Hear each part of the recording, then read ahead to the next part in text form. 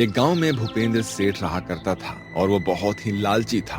वो किसानों को पहले बहला फुसला कर ठेके पर खेत में काम करवाता था और बाद में उनके सामने शर्त रखकर उनका हक मार लेता था।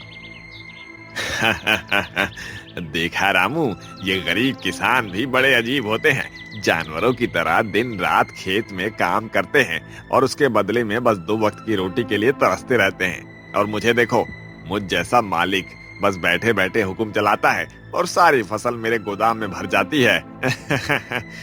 अब बात तो आप बिल्कुल पते की कह रहे हो सेठ जी। अब पूरा गांव अपने मुट्ठी में है और उनकी मेहनत का फायदा उठाना आपसे बेहतर कौनो नहीं जानता है। अब पूरे गांव पर जब आपका ही राज है, आपकी ही मर्जी के बिना इस गांव में को पत्ता भी नहीं हिलता है। हाँ, ये बात तो सही कहा तुमने। राजा तो मैं हूँ ही। इन बेवकूफों को ऐसी शर्तों पर जमीन उधार दे देता हूँ कि मेहनत ये करते हैं और फसल हड़प मैं लेता हूँ। आखिर इनकी औकात ही क्या है मेरे सामने। वैसे भी इस पूरे गांव में सभी के खेतों के पास बस एक मेरा ही कुआं है जिसमें से पानी आता है, और अब ये लाचार यहाँ से जाएंगे भी कहाँ, मेरा आसरा छोड़कर। अभी सेठ ये बातें कर ही रहा होता है कि तभी उसके पास बिरजू नाम का एक गरीब किसान आता है और बहुत दुखी और परेशान होता है। सेठ जी, आपको तो पता ही है कि इस पूरे गांव में बस आपके ही कुएं में पानी रहता है। आप मुझे मेरे फसलों के लिए पानी दे दीजिए, आपकी बहुत बहुत कृपा होगी।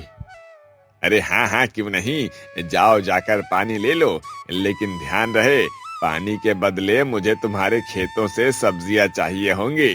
जी जी सेठ जी, क्यों नहीं। सेठ बहुत अच्छे से जानता था कि बिरजू उनके बिना कुछ भी नहीं है, इसलिए वो हर साल ऐसे ही उनका फायदा उठाया करता था। इसके बाद बिरजू सेठ के कुएं से पानी लेता है और उनके फसलों में डालने लगता है। ऐसे ही सुबह से शाम हो जाती है और वो अब अपने घर चला जाता है। आप आ गए? आज आप बड़े थके थके से लग रहे हैं, क्या बात है? कुछ नहीं भाग्यवान, बस वो थोड़ा आज खेतों में काम ज्यादा था तो आज फसलों को पानी देना था ना। वो तो सेठ जी की कृपा थी कि उन्होंने इस बार पानी दे दिया, नहीं तो हमारी फसल तो खराब ही हो जाती, एकदम सूख जाता। जी चलिए, अब आप जल्दी से हाथ मुंह धो लीजिए, मैं आपके लिए खाना लगा देती हूँ। इसके बाद बिरजू और रमा एक साथ खाना खाते हैं और फिर वो सो जाते हैं। ऐसे ही समय बीतता है और बिरजू के खेत में इस बार अच्छी सब्जियां होती हैं। बिरजू अपनी खेत में सब्जियां तोड़ने चला जाता है और वो अपनी सब्जियों को तोड़ ही रहा होता है कि तभी वहां पर सेठ भूपेंद्र आ जाता है। कैसे हो बिरजू भाई? राम राम, मेहनत खूब हो रही है। अरे सेठ जी, अरे राम राम जी, राम राम। बस सेठ जी अपने हिस्से की मेहनत पर लगे पड़े हैं, बाकी ऊपर वाले की तो जो मेहर है वो है ही है। देखो भाई बिरजू, मैं तोड़ मरोड़ कर बात करने में विश्वास नहीं रखता हूँ। सो जो बात है वो है, 100 बात की एक बात। सब्जी बाजार ले जाकर बेचोगे तो तुम्हारा किराया जाएगा और सब्जी भी ज्यादा पैसों में नहीं बेच पाओगे, इसलिए सब्जी मुझे दे दो। सेठ सेठ जी, मैं आपको सब्जियां तो दे दूं, लेकिन मेरे रोज के ग्राहक वहां इंतजार कर रहे होंगे, इसलिए माफी चाहता हूँ, मैं आपको ये सब्जियां नहीं दे पाऊंगा। ठीक है, अगर तुम्हें मेहनत पसंद है तो तुम वही करो, मुझे क्या, मुझे तो मेरे हिस्से से मतलब है। मैंने तो तुम्हारे ही अच्छे के लिए सोचा था। जी जी, आपने इतना सोचा उसके लिए बहुत बहुत धन्यवाद। बिरजू दिन भर मेहनत करके तरह तरह की सब्जियां उगाता है और गांव के बाजार के दिन सब्जियां और फल बेचा करता है। सारे गांव वाले बिरजू से ही सब्जियां और फल खरीदते थे। सब्जी ले लो, सब्जी, फल और सब्जी ले लो, हरी हरी हरी सुंदर भरी सब्जियां ले लो, ले लो। अरे भैया, ये टमाटर कैसे दिए? अब 20 रुपया किलो। ठीक है, आप एक काम कीजिए, 1 किलो दे दीजिए। ये लीजिए पैसे। वैसे बिरजू भाई, तुम थोड़े परेशान से लग रहे हो, क्या बात है? वो भाई, आज सेठ जी आए थे और मुझे ना मेरी सब्जियां मुझसे मांग रहे थे और मैंने मना कर दिया। भाई, आपने मना करके तो ठीक किया, लेकिन जरा आप संभल के रहिएगा। इस सेठ बड़ा ही लालची है और अपने मुनाफे के लिए कुछ भी कर सकता है। मोहन ऐसा कहकर वहां से चला जाता है। तभी मन ही मन बिरजू अपने आप से कहता है, खेती की सिंचाई के लिए पानी तो सेठ से ही लेना है, कहीं ऐसा ना हो कि वो पानी भी ना दे। अब इसी सोच में सुबह से शाम हो जाती है और बिरजू अपने घर चला जाता है। अजय, आप बड़े परेशान से लग रहे हैं। क्या बात है? सुबह तो आप बिल्कुल सही मन से खेत गए थे। रमा, मुझे डर लग रहा है कि अगर मैं खेती ना कर पाऊं तो मुझे एक वक्त की रोटी भी कैसे खिला पाऊंगा तुम्हें। आप शुभ शुभ सोचिए, सब अच्छा होगा। नहीं रमा, कभी कभी हमें वास्तविकता भी देखनी चाहिए। अब ऐसी भी क्या बात है जो आपको इतना परेशान कर रही है? रमा, तुम तो जानती हो ना कि हमारे खेत में कुआं तो है पर उसमें पानी नहीं है, और मुझे पानी अभी भूपेंद्र सेठ से ही लेना पड़ता है। तो ये तो कई समय से ऐसा ही चला आ रहा है, इसमें चिंता करने वाली क्या बात है? मुझे डर है कि कहीं इस बार सेठ ने मुझे पानी देने से मना कर दिया तो मैं सिंचाई कैसे करूंगा, और बिना सिंचाई के सब्जियां कैसे हो पाएगी भाई। तो फिर आप अपना कुआं क्यों नहीं खुदवाते? क्या पता उसी से पानी आ जाए। उसके लिए तो बहुत पैसे लगेंगे और मेरे पास तो बिल्कुल भी पैसे नहीं है रमा। भूपेंद्र सेठ ने अभी तक बिरजू को कुछ भी नहीं कहा था, जिसके कारण से अब बिरजू को लगने लगा था कि वो कुछ ज्यादा ही सोचता है। बिरजू अगले दिन फिर फल सब्जियां लेकर बाजार चला जाता है और वहां उसकी काफी अच्छी खासी बिक्री होती है। ऐसे ही समय बीतता है, लेकिन समय बीतने के साथ बिरजू की चिंता अभी तक कम नहीं हुई थी, क्योंकि बिरजू का कुआं सालों से सूखा था। उसके कुएं में एक बूंद तक पानी नहीं था। देखते ही देखते गर्मी का मौसम आ जाता है। जब से ये मुझे सब्जी देने से मना किया है, उस दिन से मुझे इंतजार था कि मैं उसे एक दिन पानी के लिए साफ साफ मना कर दूंगा। बस मुझे इस गर्मी का ही इंतजार था और वो दिन आ ही गया। अभी सेठ ये सोच ही रहा था कि तभी बिरजू चलकर उसके पास आता है। सेठ जी, आपका खेत पर कैसे आना हुआ? क्या बात है सेठ जी? दरअसल बिरजू, मुझे तुमसे एक बहुत ही जरूरी बात करनी है। जी जी, कहिए, क्या बात है? बिरजू, तुम तो जानते ही हो कि मुझे बातों को घुमा फिरा कर करने की आदत नहीं है। देखो भाई, अब मैं तुम्हें और पानी नहीं दे पाऊंगा, क्योंकि अब गर्मियों का मौसम आ गया है और मुझे अपने खेतों के लिए भी तो पानी चाहिए होगा, क्योंकि मेरा खेत तुम्हारे खेत से बड़ा है। बाकी तो तुम ही खुद ही समझदार हो।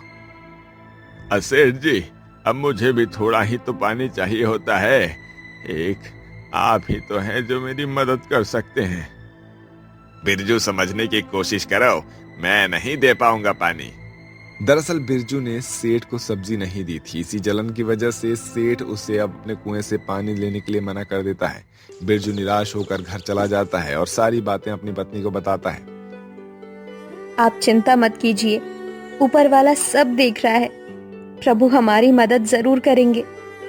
अरे, अब तो उन्हीं का सहारा है। अब वो वही कोई चमत्कार दिखा सकते हैं। अच्छा ठीक है, आप जाकर आराम कीजिए, मैं सेठ जी से मिलकर आती हूँ। रमा ये कहकर सेठ से मिलने के लिए उसके घर चली जाती है और उससे काफी प्रार्थना करती है कि वो इस बार सिर्फ पानी दे दे। देखो रमा, मैं बिरजू को काफी सालों से अपने कुएं का पानी देता आ रहा हूँ, और इस बार गर्मियों का समय आ गया है और मैंने कोई जिंदगी भर का ठेका थोड़ी न ले रखा है, हैं? जाओ यहाँ से, मेरा दिमाग मत खाओ। हमारी परिस्थिति समझने की कोशिश कीजिए सेठ जी। रमा बार बार सेठ से विनती करने लगती है, लेकिन वो उसकी एक नहीं सुनता और रमा को वहां से भगा देता है। इसके बाद वो अपने घर आ जाती है और ऐसे ही कुछ दिन और बीत जाते हैं और गरीबी में जैसे तैसे करके उनका गुजारा हो रहा होता है। सुनिए जी, आटा तो खत्म हो गया है, बस आज की 2 रोटियां ही बन पाई है बस। हे भगवान, ऊपर वाले, ये कैसे दिन दिखा रहा है तू? अभी बिरजू ने इतना बोला ही था कि तभी उनके दरवाजे पर एक ब्राह्मण आकर खाना मांगता है। इस घर में कोई है? अगर है तो इस भूखे को खाना खिला दो। मैंने तो कई दिनों से कुछ भी नहीं खाया है। लग रहा है रमा, इस रोटी पर हमारा नाम नहीं है, बल्कि हमारे घर आए हुए इन ब्राह्मण का है। एक काम करो, इन 2 रोटियों को भी उन ब्राह्मण को ही दे आओ, क्या पता उससे उनकी भूख मिट जाए। इसके बाद रमा उन दोनों रोटियों को ले जाकर ब्राह्मण को दे देती है और उनसे कहती है, हे सन्यासी बाबा, हमारे पास बस ये 2 रोटियां ही थी जो हमने आपको अर्पण कर दी। इसे स्वीकार कीजिए। हमारी स्थिति ऐसी नहीं है कि हम आपको पेट भर भोजन करवा सके। बिटिया, मेरे लिए तो ये 2 रोटियां ही बहुत है। ये ब्राह्मण तुम्हें ये आशीर्वाद देता है कि आज से जो भी काम तुम करोगे वो सफल होगा और तुम्हारी बुराइयां चाहने वालों का विनाश होगा। ऐसा कहकर ब्राह्मण वहां से अंतर्ध्यान हो जाता है और इसके बाद रमा ये बात अपने पति बिरजू को बताती है। लग रहा है वो कोई भगवान द्वारा भेजे गए दूत थे। अगर ऐसी बात है तो चलो हमें अभी जाकर अपने कुएं में खुदाई करनी चाहिए। क्या पता अब उसमें पानी आ जाए, जैसा कि सन्यासी जी ने कहा था कि अब हमारा हर काम सफल होगा। जी, यहाँ बैठे रहने से तो अच्छा है कि हम प्रयास करके देखें। ऐसा सोचकर और उन ब्राह्मण की बातों पर विश्वास करके दोनों पति पत्नी अपने कुएं पर जाते हैं। तुम परेशान मत हो रमा, मैं नीचे जाकर कुएं की खुदाई कर रहा हूँ।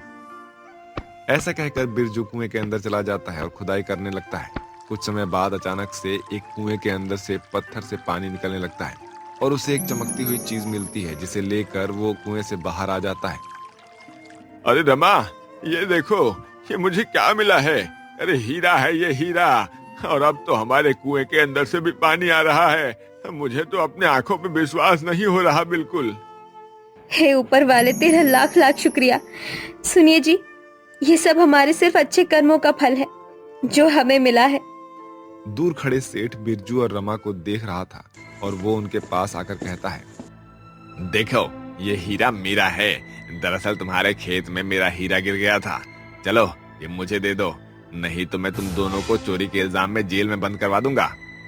सेठ इस तरह से डरा धमकाकर वो हीरा उनसे ले लेता है और अपने कुएं के पास जाकर कहता है, अब तो करोड़पति नहीं, अब तो हीरापति बन गया हूं मैं। मेरा हीरा। इस तरह से उटपटांग हरकतें करते हुए उसे ठोकर लगती है और हीरा सेठ के कुएं के अंदर गिर जाता है और सेठ के कुएं का पानी अचानक से बिल्कुल सूख जाता है। अरे ये क्या हुआ? हाय हाय मेरा हीरा। अरे ये मेरा कुआं कैसे सूख गया? मैं तो बर्बाद हो गया। देखा सेठ जी, बुरा कर्मों का फल बुरा ही होता है।